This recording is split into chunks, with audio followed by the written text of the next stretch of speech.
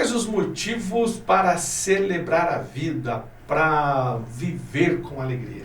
Olha, estamos no mês de setembro e esse é um mês dedicado a pensar sobre o suicídio. Estamos no Setembro Amarelo. E para falar sobre esse tema, para falar sobre a vida, eu trago hoje aqui no nosso Papo de Esperança a psicóloga Vivian Jungles Barbosa. A Vivian que já esteve aqui no Rio Maframix, já conversamos sobre outros assuntos e hoje falar esse tema, Vivian, que acho que é tão delicado para qualquer área você falar sobre o suicídio hoje. É um tema delicado e existem muitas pessoas que pensam de uma forma ou de outra.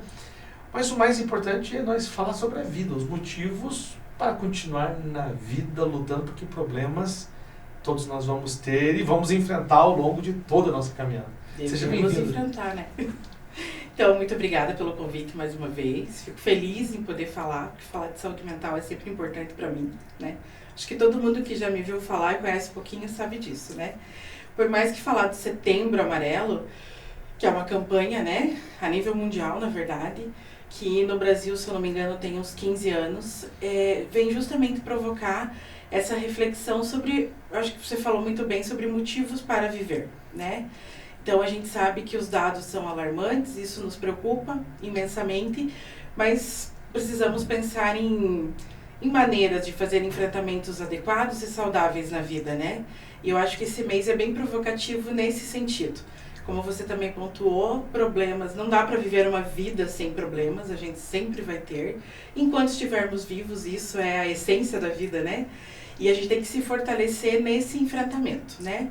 E eu acho que o mais importante disso tudo é saber que a gente não precisa fazer isso sozinho, né? Que a gente pode ter amparo, ter ajuda, é até inteligente, saudável, é humano, né? A gente fazer trocas, a gente ajudar e ser ajudado.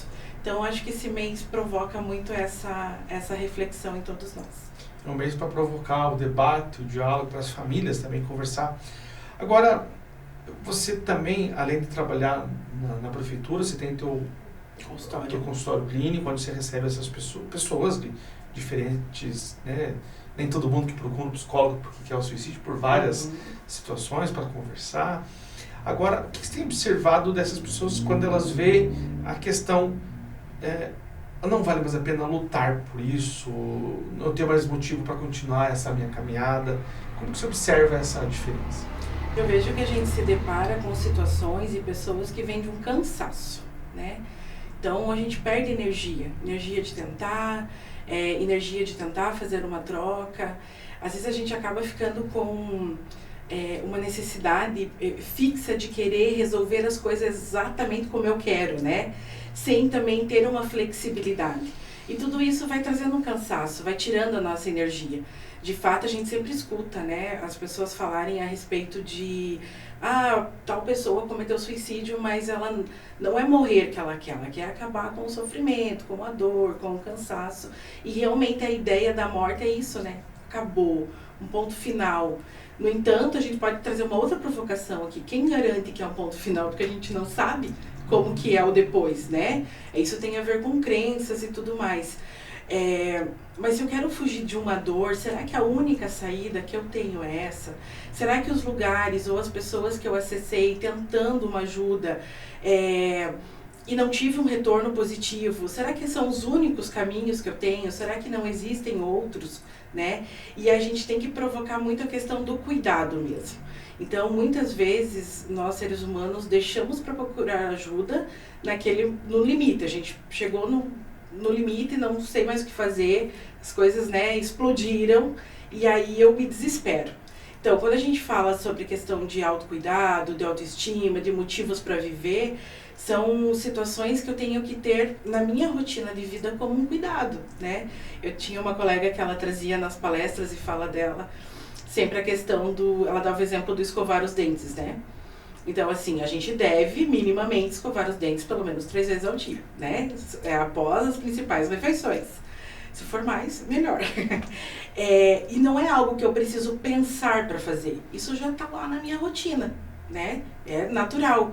O cuidado da saúde mental, esses cuidados a gente também deveria ter na nossa rotina da mesma maneira, né?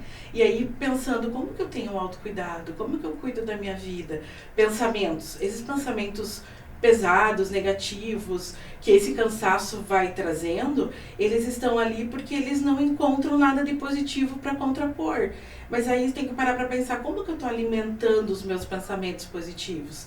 Então eu tenho a prática de uma espiritualidade, eu tenho uma crença, eu faço leituras boas, eu só me apego a coisas ruins, né? Que venha tirar mais energia. Eu tenho uma prática de atividade física para ajudar o meu organismo, ajudar o meu cérebro. Eu tenho um investimento e eu cuido dos meus laços de amizade, de lazer. Então, como que eu faço esse cuidado meu diário, né? Porque isso é a verdadeira proteção que a gente tem.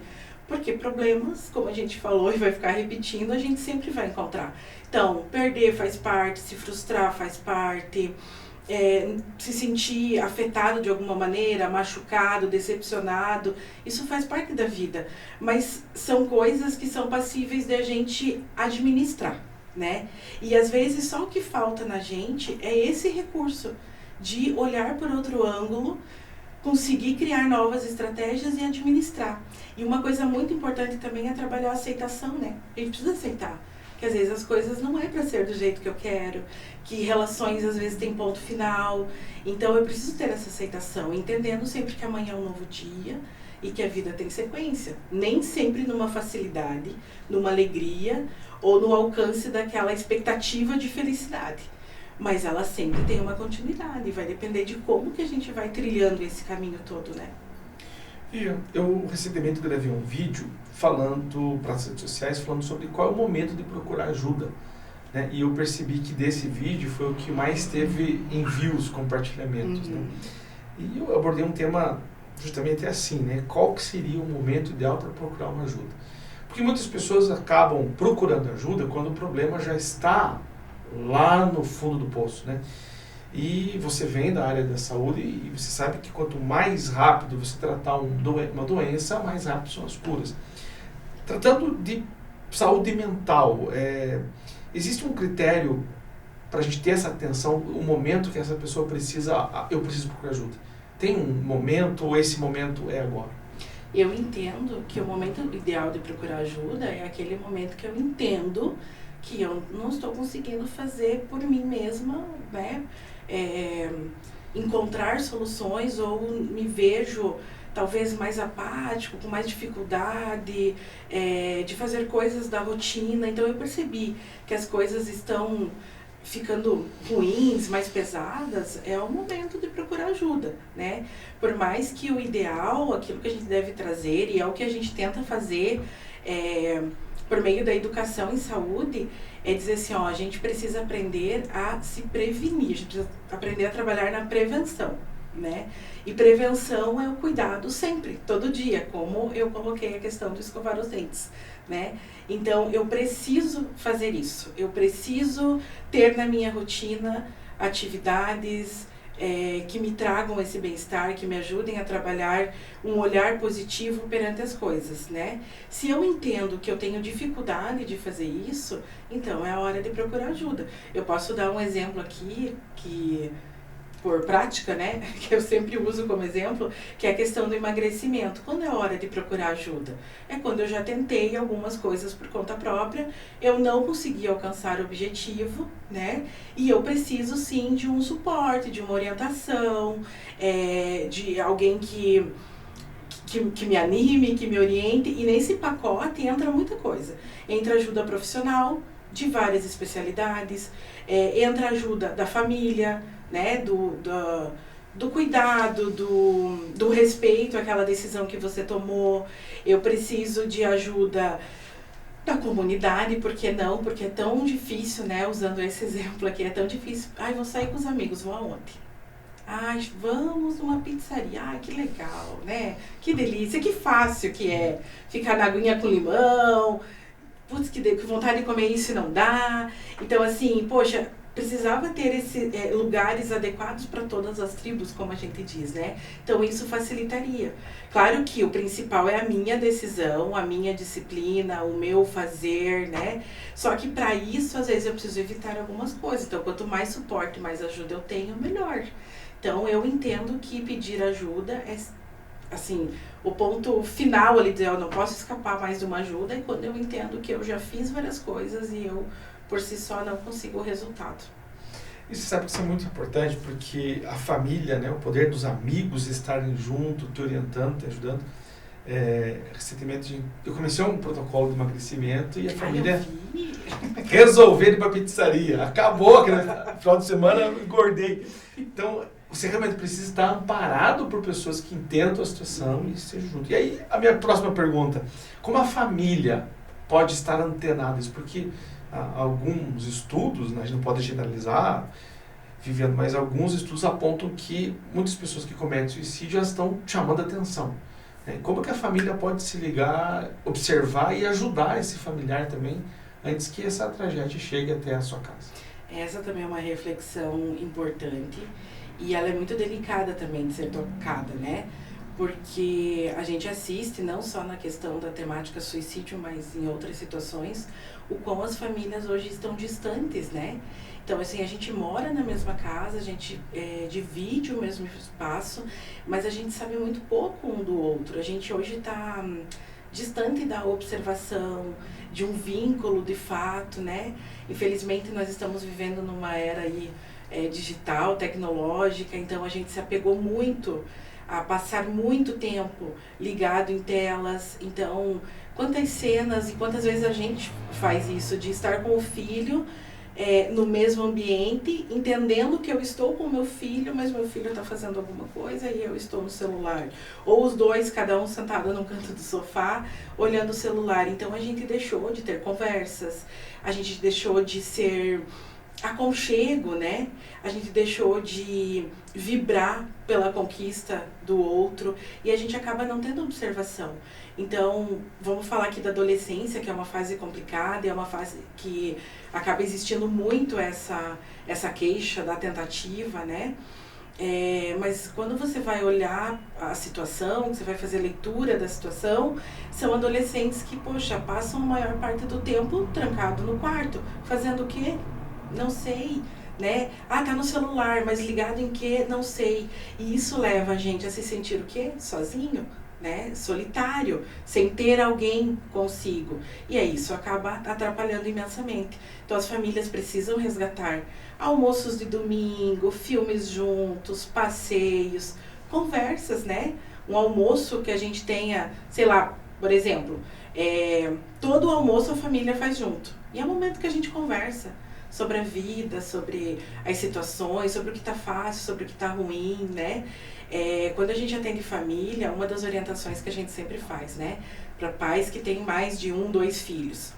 Eu preciso ter tempo em família e eu preciso ter tempo de pai e mãe individual com o meu filho, né? Eu preciso ter tempo individual com a minha esposa, com o meu esposo, com os meus pais. Então, a gente precisa construir e ter isso na rotina para que a gente tenha conversa olho no olho, de fato, né? Porque essa percepção, quando a gente tem vínculo, as pessoas não precisam falar, a gente percebe, né? Até no jeito de se movimentar, você já percebe que alguma coisa não tá legal.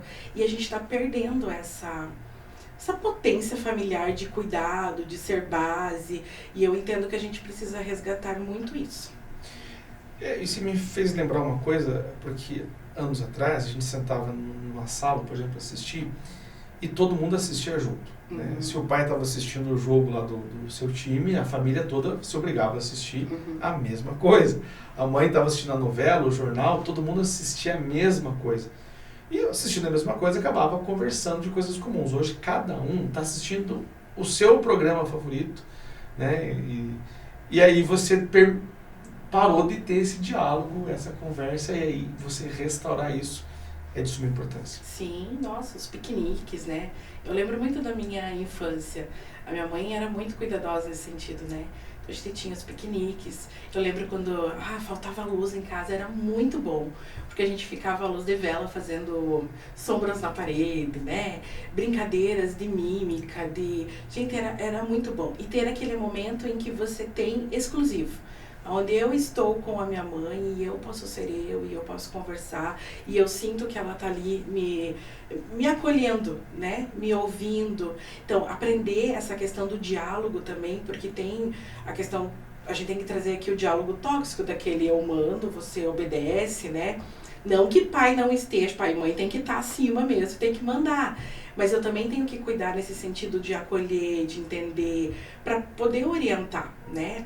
Falando de adolescentes, muitas vezes eles não vão dizer, olha, eu preciso muito de uma ajuda. Às vezes eu preciso perceber, preciso orientar e encaminhar para isso, né? E isso é um jeito de prevenção. E eu sempre entendo que a família é a base de tudo. Tanto que dentro da psicologia, nas inúmeras abordagens que tem, existe a abordagem sistêmica, né? Que ela faz essa compreensão do funcionamento do sistema. E a gente, nessa teoria, ela traz que o doente, né, que a gente chama do paciente identificado, bode expiatório, ele não passa de um sintoma de um sistema doente. Então, a gente precisa cuidar da família toda para poder cuidar daquele sintoma. O sintoma, às vezes, é só o chamariz, né? Então, quando você pega uma situação dessa e você vai pesquisando e conhecendo a fundo o contexto daquela pessoa, você vai entendendo que tem um pai e uma mãe ausente, ou que tem um pai e uma mãe também cansado, também sofrido, que já veio às vezes de uma educação, de uma situação assim, né? A gente vê que tem conflitos, que tem um monte de outras coisas que acabam alimentando aquilo, né? Então ela nunca é solitária do nada, por mais que a decisão em si de que caminho tomar, essa é sempre pessoal, né? Porque a gente tem muitos caminhos e eu decido qual caminho eu vou seguir. Mas que juntos facilita muito mais a gente cuidar disso, sem dúvida nenhuma. E a família é o melhor lugar para isso, né? Viviane, chegamos no final do nosso bate-papo. Para quem quiser continuar conversando contigo, te acha pelas redes sociais, como te encontra? Então, hoje eu estou aqui como servidora pública, né? Então, acho importante falar, né, que se alguém entender que precisa conversar a respeito, precisa de uma orientação, o sistema de saúde está aberto via as unidades de saúde, as agentes comunitárias, enfermeiras, né, as suas unidades de saúde, assim como pode procurar o serviço CAPS, né? O CAPS, ele é um serviço portas abertas, então ele não precisa de um encaminhamento para estar lá. E aí a gente vai fazer o que a gente chama de acolhida para tentar entender e ajudar nas orientações e encaminhamentos que se façam necessários, né? Dando suporte. Então, o sistema público aberto, né? Para poder fazer o melhor que nos cabe, enfim, a cada situação, tentando ser esse suporte. Eu me encontro aí nas redes sociais, Face, Instagram, no CAPS eu sempre tô, né? No consultório particular também, se alguém, enfim, precisar, estou à disposição, né? E não deixem de falar, não deixem de procurar por suporte, porque ninguém é de ferro e nem tem que ser. Então a gente precisa, assim, de ajuda, é extremamente importante, então que cada um procure por isso, né? Tá certo. Eu finalizo aqui com um versículo bíblico lá de João capítulo 10, que Jesus fala: eu vim para que tenhais vida e as tenhais em abundância. João 10. Você não está sozinho, conte conosco, conte com os seus amigos, conte com a sua família, conte com a Viviane lá no CAPS. Cuide-se, porque quanto mais você se cuidar, melhor você vai viver, melhor será. Que Deus te abençoe e até o nosso próximo Papo de Esperança.